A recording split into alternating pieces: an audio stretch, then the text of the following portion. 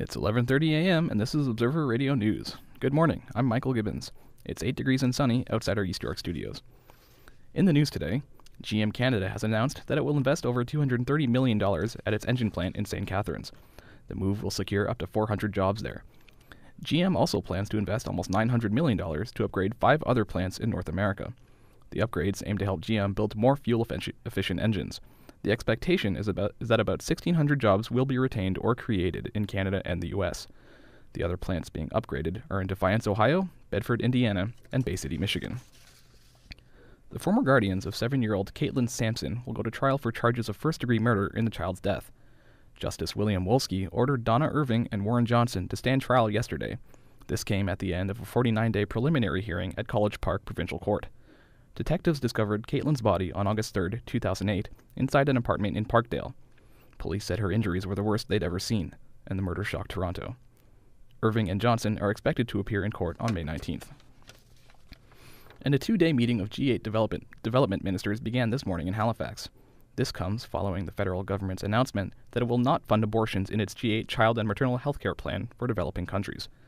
International Cooperation Minister Bev Oda did not mention abortion in her opening statement. The Conservatives' initiative is at odds with the U.S. and other G8 countries. They say that abortion can't be separated from family planning. U.S. Secretary of State Hillary Clinton said the health initiative should include access to safe and legal abortion. And turning to sports, the Montreal Canadiens are still alive after beating the Washington Capitals 4-1 last night in Montreal, forcing a Game 7. Habs goaltender Yaroslav Halak put in a fantastic performance, making 53 saves. This was a team record for a regulation time playoff game.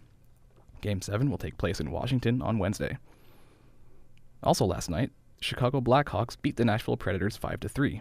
The win eliminated the Preds from the playoffs and sets up a Chicago-Vancouver Western Conference semifinals.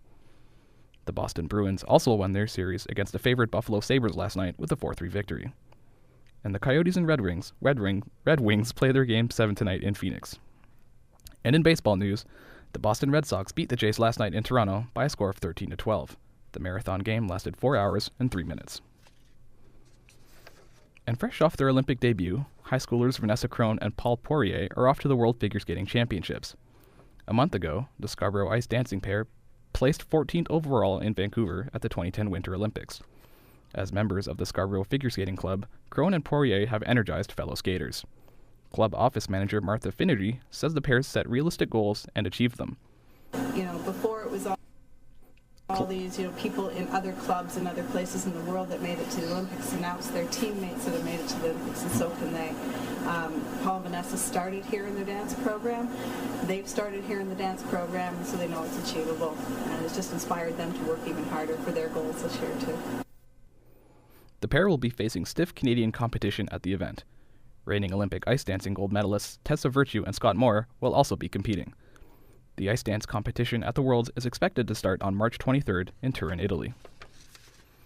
And in entertainment, the recurring motif of teen girls swooning over 16-year-old pop star Justin Bieber played itself out in Australia last night, but this time with violent results. Thousands of fans awaiting a Bieber concert surged towards the venue, sending at least 8 girls to the hospital. The stampede was caused by a rumor that Bieber had arrived early. And doctors are planning further tests to determine the source of rocker Bret Michaels' brain hemorrhage. The 47-year-old is currently in hospital. Michaels was rushed to intensive care last week after a severe headache. And that's Observer Radio News. For more news, check out our website at torontoobserver.ca. I'm Michael Gibbons.